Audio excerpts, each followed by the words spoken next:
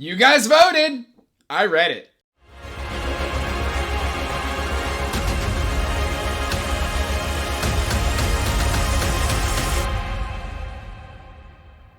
Hey everyone, welcome back to Andrew's Wizardly Reads, and as always guys, I'm Andrew, and today I have got my Dnf Redemption Episode One book review for you. But before we get into that book review, make sure you're liking and subscribing, and hitting that bell notification so you can get regular updates for when I put out new content. Post every Monday, Wednesday, and Friday. Now, that said guys, did I DNF the book? Did I finish it? Of course I finished it. I definitely pushed through this book. It was worth reading, and I am glad and grateful to everybody who voted on this for me to read. That said, while I am glad I read it, I do not think that I am the target audience for this book. And I'm going to tell you why. But first, guys, I mean, it's got good, accessible prose. It's got good characters. It's got some great ideas. It's just a mismatch that doesn't really work for my brain. Or me as a reader. The magic system in here is just really, really, really enjoyable. The way origins, which are the magic users, work is they're born with this ability, and they can like send pulses or control the earth to counteract like volcanic explosions or tsunamis or things of that nature. Like, it's really, really cool. I love how the world structure basically has taken these really powerful magic users and made them second-class citizens, and they're always fighting for their humanity. I love the themes that are pervasive in this book. I want to go on record with that. I gave this a 3 out of 5. And it lost a couple stars for me, specifically just for some really weird reasons. For me, I don't know if this is high fantasy. It's never really specified that this is not Earth. And if it isn't Earth, that's great. If it is Earth, that would actually be better for me. I would actually have liked that to be specified within this book. Because this book, I mean, on the back, it says, astounding, amazing. These novels are a gift to the whole of our culture. It is powerful and brilliant. It is intricate and extraordinary. I don't think that's true. I think that this is a perfectly good book to read. But I don't think that this is a book that I'm going to be thinking about 6 months to a year after I've read it. I just don't think so. It reads a bit young. This reads like a book that I would suggest to somebody who is looking to get into adult fantasy. Specifically, like, all of your characters, while being really enjoyable to read, also read really young. There's a character in here who I think is like 48 years old, and he acts like he's maybe 20. Maybe even 18. Like, a lot of the time, he's just acting like a teenager. A lot of the characters in here just act really, really young, and I don't really understand it. Specifically because, like, they're bred to be very, very controlled. And they don't act that way. They swear a whole lot. There's a lot of swearing in here, which is another gripe I have. Because if you're gonna swear, I prefer you to choose one of two things. I prefer you to either use real-world cuss words, or I prefer the fake cuss words. This does a mix of the two, which feels a bit odd. And that kind of leads into another thing that's kind of weird that kept breaking my immersion a little bit. Because I constantly wanted to know, is this Earth? Is this not Earth? Is because we've got electricity, we've got electrical wires, we've got cookie sheets. But no cookies?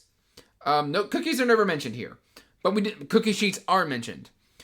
We've got toilets, we've got asphalt, we've got balconies. So it feels very real world. But at the same time, like, it feels very dystopian. Like, the way the world works is basically you've got your nation that is then broken up into what is called comms, which is just a shortened word for community. There's a few words in here that get shortened, which I also wasn't a huge fan of. I don't detract from the book for it, but every time I read it, it's kind of a little bit of an eye roll. Specifically, like, comms is just short for community. Sense is used interchangeably for the word sense, as well as for something that the magic users can do. They've got a specific organ that allows them to sense something in the earth. Or, like, you know, gravitational waves or things of that nature. They can sense it with that specific organ. And then engineer, which is just a shortened word for engineer. And the reason this bugs me, the whole reason this bugs me, is usually it's an inner monologue and not a spoken thing. Or if it is a spoken thing, like, it's the only slang they've got, is those 3 words: cess, com, engineer. And a lot of the times, if you're gonna do slang in a book, I prefer it to be like fantasy slang. I prefer it to be a little bit more pervasive. And I was like, I knew what they were saying, but at the same time, like, it felt, because there was only 3 words that were shortened into a slang, that I don't know, like Broken Empire does this, where like it'll change words and it'll change spelling, but you still kind of know what that is. And I think it works in Broken Empire. And I think it could have worked here as well. Another thing that I just don't understand the need for is the second person. I think in order to get the full impact of the second person, you need to read the whole trilogy. I think I remember seeing a review where they were like, oh yeah, once you get to Stone Sky, it all makes sense. I don't know if I am intrigued enough to continue. For a 3 out of 5 read, I still have a lot of complaints here. This book is full of sex, and I don't think the sex scenes are done particularly well, mainly because, like I said earlier, the Origins are treated as second-class citizens, so they are basically made to breed, depending on how powerful they are in a specific magic. So, like, if a 10-ringer, which is supposedly the peak of a magic user, and a 4-ringer copulate and produce a child, that 10-ringer is bringing something to the table that will then result in a stronger child, which is fine. But then, like, they're constantly made to copulate every day, and so you constantly have to read about them copulating, talking about dildos, or just that at one point there's this weird, they call it they're like, it's not a threesome, but it's like a 2.5-some, because they like to watch each other. And I was just like, I didn't really need that. So for that reason, like, it just didn't really work for me. So between constant swearing, loads of sex, and the characters kind of acting a lot younger than they really should, it kind of bugged me a little bit. And that really, really pulled down my enjoyment of the story. Overall, guys, like, I think that this is a really, really good book for people who are looking to make the jump from YA to adult fantasy. Specifically, what makes me think of that is because, you know, when I graduated from grade school to middle school, I thought I was just the big cheese, and I swore a whole bunch on the school bus. I remember doing this. I'm not ashamed to admit it. I had a potty mouth. This book has a potty mouth, and that's why it just makes me think that it's reading very, very young. So with all of these blurbs that's saying that it's, you know, a gift to the whole of our culture and it's intricate and extraordinary, I just don't understand. I don't get it. And for that reason, guys, I'm going to keep this in the Dnf Redemption. I'm going to put Obelisk Gate in Dnf Redemption. But because I finished this book, like, I'll consider this episode a win. However, I don't think the trilogy, like, I think I need a little bit of a push to continue this trilogy. So I will go ahead and keep this series within the Dnf Redemption, so that if you guys do want me to continue, and you think that I will benefit from experiencing this series again, I will let you vote on it.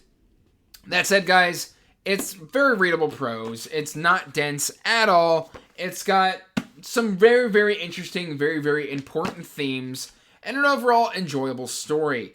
Like I said, guys, though, I don't think that it is a series that is geared towards me. That said, guys, that is the end of this review. It is a 3 out of 5. I am very, very happy to everybody who voted on me to retry this story, because I think I wasn't giving it a fair shake the first 3 times. I quit right before the first chapter, and frankly, I switched to audio about 30% of the way through, and I think that was a good call, because it just allowed me to fly through this. And the narrator's pretty good as well, so if you want to pick that up, she's very, very good. I listened to her at like 1.3, 1.5 speed, and I thought that was the sweet spot. That said, guys, that is the end of this review. Please let me know in the comments down below what you think of my thoughts of this book. I know it's very, very popular. I know a lot of you love it. Are you happy that I gave this another go? You let me know in the comments down below. Or if you want to chat on a more regular basis, you can check the link down below for the link to the Wizardly Duo Discord. We would love to have you. Or if you want to support the channel on a more regular basis, I also have the link to the Patreon there as well. Your support is always appreciated. Until next time, guys, peace out. Stay magical. Bye. And as always, I want to give a huge thank you to my patrons.